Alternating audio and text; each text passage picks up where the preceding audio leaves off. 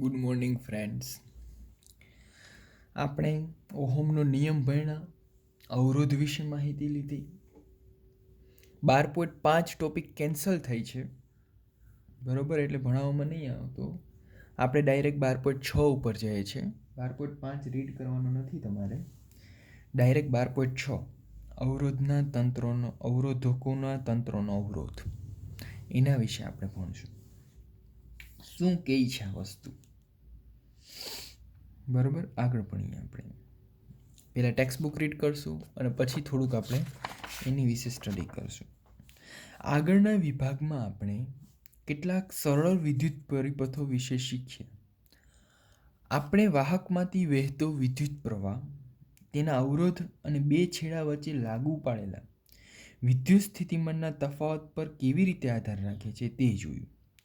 એટલે કે આપણે ઓહમના નિયમમાં જોયું હતું, અવરોધ છે એ વિદ્યુત પ્રવાહનો વિરોધ કરે છે, એના વ્યસ્ત પ્રમાણમાં છે, વોલ્ટેજ સાથે એનો કેવો સંબંધ છે, બધી વસ્તુ આપણે ભણ્યું. વિવિધ વિદ્યુત ઉપકરણોમાં આપણે ઘણીવાર અવરોધના વિવિધ જોડાણનો ઉપયોગ કરીએ છીએ. તેથી આપણે આ અવરોધના સંયોજનો પર ઓહમનો નિયમ કેવી રીતે લાગુ પાડી શકાય તે જોવા માંગીએ છીએ.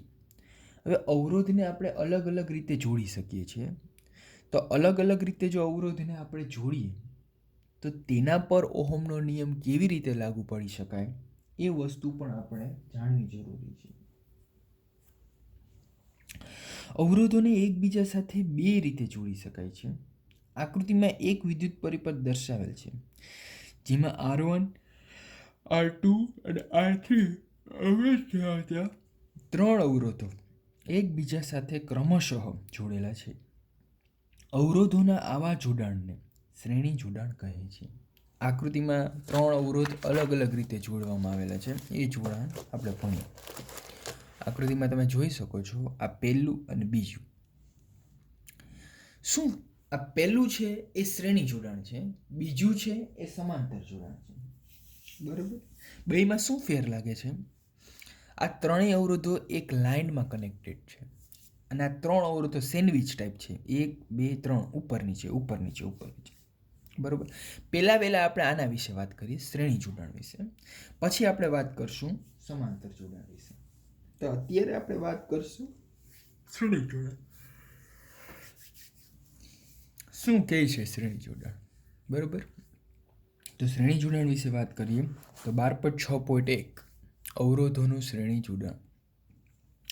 જ્યારે કેટલાક અવરોધોને શ્રેણીમાં જોડીએ તો પરિપથમાં વહેતા પ્રવાહનું શું થાય, તેમનો સમતુલ્ય અવરોધ કેટલો થાય, ચાલો આને નીચેની પ્રવૃત્તિ દ્વારા સમજવા પ્રયત્ન કરીએ, બરોબર. જ્યારે કેટલાક અવરોધોને શ્રેણીમાં જોડીએ તો પરિપથમાં વહેતા પ્રવાહનું શું થાય, તેમનો સમતુલ્ય અવરોધ કેટલો થાય, ચાલો આને નીચેની પ્રવૃત્તિ દ્વારા આપણે સમજીએ. તો અવરોધોનું શ્રેણી જોડાણ આપણે સમજીએ. તમે જોશો કે એ મીટરમાં વિદ્યુત પ્રવાહનું મૂલ્ય તેનું તે જ રહે છે. તે પરિપથમાં એ મીટરના સ્થાન પર આધાર રાખતું નથી. આનો અર્થ એવો થયો કે અવરોધોને શ્રેણીમાં જોડતા પરિપથના દરેક ભાગમાં સમાન વિદ્યુત પ્રવાહ હોય છે. એટલે કે દરેક અવરોધમાં સમાન વિદ્યુત પ્રવાહ વહે છે. શું કીધું? એક વસ્તુ કરી, એ બંને મીટરને અને વોલ્ટ મીટર અને એ મીટરને કનેક્ટ કર્યા. બંનેને કનેક્ટ કર્યા ને તો એ મીટર કેના માટે વપરાય? વિદ્યુત પ્રવાહ માપવા માટે વપરાય છે. તો આ વિદ્યુત પ્રવાહનું મૂલ્ય એક સરખું જ મળ્યું, પણ આ દેખાય છે 1 2 3 વોલ્ટ મીટર કનેક્ટ કર્યા. શું કામ? કારણ કે આ બધા વોલ્ટેજના મૂલ્ય કેવા આવતા હતા? અલગ અલગ આવતા હતા. તો એના ઉપરથી એટલી ખબર પડી કે આ આખી સર્કિટમાંથી વિદ્યુત પ્રવાહ પસાર થાય છે, એનું મૂલ્ય એક સરખું જ છે, પરંતુ વિદ્યુત સ્થિતિમાનના મૂલ્ય અલગ અલગ આવતા હતા. તો એટલી વસ્તુ ખબર પડી ગઈ. તો અમે કહ્યું છું કે તમે જોશો કે વિદ્યુત સ્થિતિમાનના તફાવત Vનું મૂલ્ય વિદ્યુત સ્થિતિમાનના તફાવત V1, V2 અને V3ના સરવાળા જેટલું છે. એટલે શું છોકરાઓ? કે કે આ જે વોલ્ટેજ આપ્યા છે આપણે અહીંયાથી, આ બેટરીના વોલ્ટેજ કંઈ નહીં હોય તો કેટલા છે વી, એ તમે કેટલા આપ્યા છે તો એનો સરવાળો કરો ને V1 V2 અને V3 એના બરાબર થાય. હમણાં આપણે સમજશું, બરાબર. એટલે કે અવરોધોના શ્રેણી જોડાણના છેડા વચ્ચેનો વિદ્યુત સ્થિતિમાનનો તફાવત વ્યક્તિગત અવરોધના વિદ્યુત સ્થિતિમાનના તફાવતના સરવાળા બરાબર હોય છે. શું કીધું છે કે કોઈ પણ અવરોધનું શ્રેણી જોડાણ હોય એનો ટોટલ વિદ્યુત સ્થિતિમાનનો તફાવત એટલે કે V જે તમને અહીંયા દેખાય છે, બરોબર. ટોટલ વિદ્યુત સ્થિતિમાનનો જે તફાવત હોય છે એટલે કે V, બરોબર, એ ત્રણેય અવરોધોના અલગ અલગ વિદ્યુત સ્થિતિમાનના તફાવતના સરવાળા બરાબર છે. R1 નો V1, R2 નો V2, R3 નો V3, આ ત્રણેયના સરવાળા જેટલું હોય છે. દેખાય છે? ધારો કે આકૃતિમાં દર્શાવેલ વિદ્યુત પરિપથમાં વહેતા વિદ્યુત પ્રવાહ I છે. દરેક અવરોધમાંથી વહેતું વિદ્યુત પ્રવાહ પણ I છે. તેથી ત્રણ શ્રેણીમાં જોડેલા અવરોધોના સ્થાને એક સમતુલ્ય અવરોધ R જોડી શકાય કે જેના બે છેડા વચ્ચે વિદ્યુત સ્થિતિમાનનો તફાવત V અને પરિપથમાંથી વહેતો વિદ્યુત પ્રવાહ I તેના તે જ રહે. સમગ્ર પરિપથને ઓહમનો નિયમ લાગુ પાડતા આપણને હવે V બરાબર IR, આ ઓહમનો નિયમ છે, આપણે ભણી ગયા કે V અને I એકબીજાના સમપ્રમાણમાં છે. પછી સમપ્રમાણની નિશાની દૂર કરી બરાબરની નિશાની નાખીને આ ઓહમનો નિયમ છે, બરાબર. V1 બરાબર IR1, V2 બરાબર IR3, V3 બરાબર IR3, બધી વસ્તુ લખી છે, એ કિંમત આપણે મૂકી અને છેલ્લે આપણે સમતુલ્ય અવરોધનું સૂત્ર મેળવ્યું છે. આમ આપણે એવું તારણ કાઢી શકીએ કે જ્યારે અનેક અવરોધો શ્રેણીમાં જોડવામાં આવે ત્યારે જોડાણનો કુલ અવરોધ વ્યક્તિગત અવરોધોના સરવાળા બરાબર થાય છે તથા કુલ અવરોધ કોઈ પણ વ્યક્તિગત અવરોધ કરતાં મોટો હોય છે. તો આ આપણે પહેલાં રીડ કરી લીધું શું છે એ. હવે આપણે થોડુંક આને સમજીએ આપણી રીતે, બરાબર છે. તો હવે આપણે આને સમજીએ કે આ શું કહે છે. તો છોકરાઓ, આમની અંદર એવું કહે છે કે કોઈ પણ અવરોધ હોય એને એક સરખી લાઈનમાં ગોઠવો, એક જ લાઈનમાં, એટલે કે વિદ્યુત પ્રવાહને વહેવા માટે એક જ માર્ગ હોય. વિદ્યુત પ્રવાહ વહેવા માટે એક માર્ગ હોય. તો આવા જોડાણને શ્રેણી જોડાણ કહે છે. ખબર પડી ગઈ? પ્લસ માઇનસ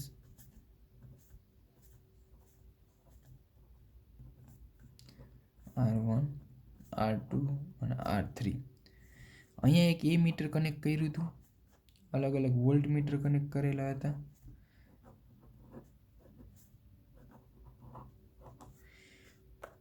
તો વિદ્યુત પ્રવાહને વહેવા માટે એક જ માર્ગ હોય એટલે વિદ્યુત પ્રવાહ બધા અવરોધમાંથી કેવો હતો? સરખો. વિદ્યુત પ્રવાહ પરિપથમાંથી સરખો વહે છે. એનો મતલબ શું થયો? અવરોધ R1 ની વાત કરો, R2 ની વાત કરો કે R3 ની વાત કરો, હરેકમાંથી વિદ્યુત પ્રવાહ કેવો થશે? સરખો જ પસાર થશે. માનો કે વિદ્યુત પ્રવાહ I છે તો R1 માંથી પસાર થતો વિદ્યુત પ્રવાહ પણ I છે, R2 માંથી પસાર થતો વિદ્યુત પ્રવાહ પણ I છે અને R3 માંથી પણ પસાર થતો વિદ્યુત પ્રવાહ શું છે? I જ છે. પણ 3 વોલ્ટ મીટર કનેક્ટ કર્યા હતા અહીંયા આપણે, એટલે ખબર પડી કે વિદ્યુત સ્થિતિમાનનો તફાવત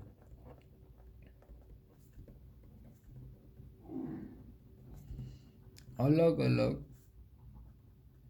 હોય છે. વિદ્યુત સ્થિતિમાનનો તફાવત કેવો હોય છે? તો કે અલગ અલગ હોય છે.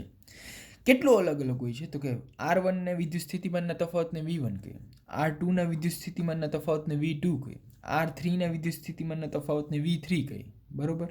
તો ટોટલ સરવાળો કરો તો આખી સર્કિટમાં જેટલો વિદ્યુત સ્થિતિમાનનો તફાવત છે એટલો થાય, બરોબર. તો R1 નો, R2 ને R3 આ ત્રણેયનો સરવાળો કર્યો તો આખી સર્કિટનો આપણને મળી ગયો. હવે આપણે શોધવું શું છે? તો કે સમતુલ્ય અવરોધ શોધવું છે, બરોબર. તો હવે આપણે અવરોધ કેમ વોલ્ટેજમાંથી વિદ્યુત સ્થિતિમાનના તફાવતમાંથી અવરોધમાં જવું હોય તો એક જ નિયમ છે, ઓહમનો નિયમ. શું છે ઓહમનો નિયમ? V બરાબર IR, બરોબર. તો હું V1 માટે લખી શકું I1 R1, V2 માંથી લખી શકું I2R2, V3 માંથી લઈ શકું તો કે I3R3. બધાની કિંમત તમે મૂકી દો. V ની જગ્યાએ IR, V1 ની જગ્યાએ I1R1, V2 ની જગ્યાએ I2R2, V3 ની જગ્યાએ I3R3. બરોબર. હવે વિદ્યુત પ્રવાહ કેવો છે? સરખો. એટલે I કયો કે I1 કયો કે I2 કયો કે I3 કયો, બધી વસ્તુ સરખી કહેવાય. કારણ કે આપણે કીધું છે વિદ્યુત પ્રવાહ પરિપથમાંથી કેવો વહે છે? સરખો વહે છે. બરોબર. તો I કયો, I1 કયો, I2 કયો, I3 કયો, એ બધી વસ્તુ કેવી છે? સરખી છે. દેખાય છે? I કયો, I1 કયો, I2 કયો, I3 કયો, એ બધી વસ્તુ કેવી છે? સરખી. તો અહીંયા હું લખું છું IR બરાબર I1 ની જગ્યાએ I2 ની જગ્યાએ I3 ની જગ્યાએ I. દેખાય છે? કારણ કે બધા કરંટ કેવા છે? સરખા. એટલે I1 ની જગ્યાએ I2 ની જગ્યાએ I3 ની જગ્યાએ I. આટલો ફેર કર્યો. બધામાંથી I સામાન્ય કાઢી લ્યો.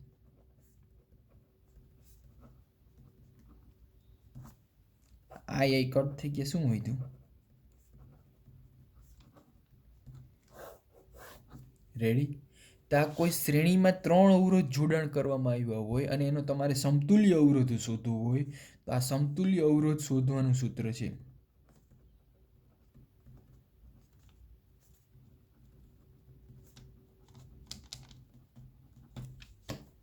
ખબર પડી? તો સમતુલ્ય અવરોધ જોયું કેમ શોધાય? કે ત્રણેય અવરોધ સરવાળો કરતા સમતુલ્ય અવરોધ શ્રેણીનો મળે છે. ત્રણેય અવરોધોનો સરવાળો કરો એટલે તમને સમતુલ્ય અવરોધ શ્રેણીનો મળે. ખબર પડી ગઈ આપણને? એ જ રીતે હવે જે આગળ વધીએ આપણે તો બીજી વસ્તુની હું વાત કરું તો આ મોટામાં મોટું મૂલ્ય હશે ને એના કરતાં પણ સમતુલ્ય અવરોધનું મૂલ્ય મોટું હશે. આ અલગ અલગ અવરોધ છે એટલે કે સ્વતંત્ર અવરોધ કરતાં પણ સમતુલ્ય અવરોધનું મૂલ્ય મોટું હશે. ખબર પડી? કે સ્વતંત્ર અવરોધ કરતાં પણ સમતુલ્ય અવરોધનું મૂલ્ય કેવું હશે? તો કે મોટું હશે. ખબર પડે છે? શ્રેણી જોડાણ એટલે તમને આ વસ્તુ ખબર પડી. પહેલાં તો શ્રેણી જોડાણ એટલે શું? તો આ રીતે એક જ લાઇનની અંદર બધા અવરોધો કનેક્ટેડ હોવા જોઈએ. એ લાઇનની અંદર એક જ લાઇનમાં એટલે વિદ્યુત પ્રવાહને વહેવા માટે એક જ માર્ગ હોય, બીજો માર્ગ જ ન હોય, તો એવા જોડાણને શ્રેણી જોડાણ કહે છે. બીજો માર્ગ હોય તો અલગ થઈ જાય. આ વિદ્યુત પ્રવાહને વહેવા માટે એક જ માર્ગ છે, બીજો કોઈ માર્ગ છે જ નહીં. તો આવા જોડાણને કેવું કહેવાય? તો કે શ્રેણી જોડાણ કહે છે. પછી એક્ટિવિટી કરી તો ખબર પડી કે બધા અવરોધમાંથી પસાર થતો વિદ્યુત પ્રવાહ કેવો છે? તો કે સરખો છે. તો આપણે અહીંયા લખ્યું છે વિદ્યુત પ્રવાહ પરિપથમાંથી સરખો વહે છે. એટલે એ મીટર એક જ કનેક્ટેડ છે. દેખાય છે? પછી શું ખબર પડી? તો કે વિદ્યુત સ્થિતિમાનનો તફાવત હરેક અવરોધમાંથી અલગ અલગ છે. R1 માંથી અલગ છે, R2 માંથી અલગ છે અને R3 માંથી પણ અલગ છે. એટલે એમ કીધું વિદ્યુત સ્થિતિમાનનું સ્વતંત્ર અવરોધોના વિદ્યુત સ્થિતિમાનનું મૂલ્ય અલગ અલગ હોય છે. તો એ વસ્તુ પણ તમને દેખાણી. પછી અલગ અલગ એટલે R1 નું વિદ્યુત સ્થિતિમાન V1, R2 નું વિદ્યુત સ્થિતિમાન V2, R3 નું વિદ્યુત સ્થિતિમાન V3. આ ત્રણેયનો સરવાળો કર્યો તો એ ટોટલ વિદ્યુત સ્થિતિમાન કેટલું મળતું હતું? તો કે ત્રણેયના જે આપણે બેટરી વડે વિદ્યુત સ્થિતિમાનનો તફાવત ઉત્પન્ન કર્યો હતો એના બરાબર થતું હતું. એટલે કે ટોટલ પરિપથના વિદ્યુત સ્થિતિમાનના તફાવત બરાબર થતું હતું. તો આપણે લખ્યું V બરાબર V1 plus V2 plus V3. હવે આપણે સમતુલ્ય અવરોધ એવો શોધવો છે. આ ત્રણ અવરોધની જગ્યાએ એક એવો અવરોધ મૂકવો છે કે જેનું મૂલ્ય કેવું હોય? તો કે આ ત્રણ અવરોધ બરાબર આપણને વિદ્યુત સ્થિતિમાનનો તફાવત મળે અને કરંટ મળે. આવો એક આપણે સમતુલ્ય અવરોધ મૂકવો છે. બરાબર? જે આપણે શોધવાનો છે. તો આ વિદ્યુત સ્થિતિમાનના તફાવતમાંથી અવરોધમાં જવું હોય તો એક જ નિયમ આપણી પાસે છે, ઓહમનો નિયમ. V બરાબર IR. તો V1 માટે હું I1R1 લખી શકું, V2 માટે I2R2 લખી શકું અને V3 માટે I3R3 લખી શકું. બરોબર. બધી આ કિંમત આની અંદર મૂકી દો. V એટલે IR, V1 એટલે I1R1, V2 એટલે I2R2, V3 એટલે I3R3. આપણે અહીંયા પહેલાં જ કહી દીધું છે કે વિદ્યુત પ્રવાહ કેવો છે? સરખો. તો I કયો, I1 કયો, I2 કયો કે I3 કયો, આ બધાની વેલ્યુ કેવી? સરખું. માનો કે હું કહું કે 5 એમ્પિયર વિદ્યુત પ્રવાહમાંથી પસાર થાય, તો I1 એ 5 હશે, I એ 5 હશે, I2 એ 5 હશે અને I3 5 હશે. એટલે બધી જગ્યાએ તમે 5 5 મૂકી શકો. અત્યારે મેં કહી દીધું છે કે એમાંથી વિદ્યુત પ્રવાહ કેટલો પસાર થાય છે? કે I. તો બધી જગ્યાએ મેં I મૂકી દીધા. દેખાય છે? આ ત્રણમાંથી I કેવા છે? સરખા. તેને કોમન કાઢી લીધા. પછી I ઉડી ગયા અને શું વધ્યું? R બરાબર R1 plus R2 plus R3. તો હા, આપણને આખે આખો નિયમ મળી ગયો. બરોબર? સમજાઈ ગયો આખે આખો નિયમ કમ્પ્લીટલી? રેડી? હવે આપણે સમાંતર જોડાણ સમજશું. પહેલાં આ સમજી લ્યો. કંઈ પણ ન સમજાય તો મીટિંગની અંદર મને પૂછી લેજો, હું તમને આ પાછું સમજાવી દઈશ. બરાબર છોકરાઓ? તો આજે આ લેક્ચર અહીંયા સુધી રાખશું. કાલે આપણે આની અંદર આગળ વધશું. બરાબર? તમારો એક પ્રશ્ન છે, શ્રેણી જોડાણમાં વિદ્યુત પ્રવાહને વહેવા માટે કેટલા માર્ગ હોય છે? આનો તમારે મને જવાબ આપવાનો છે ગમે એમ. બરાબર? આવજો. બાય.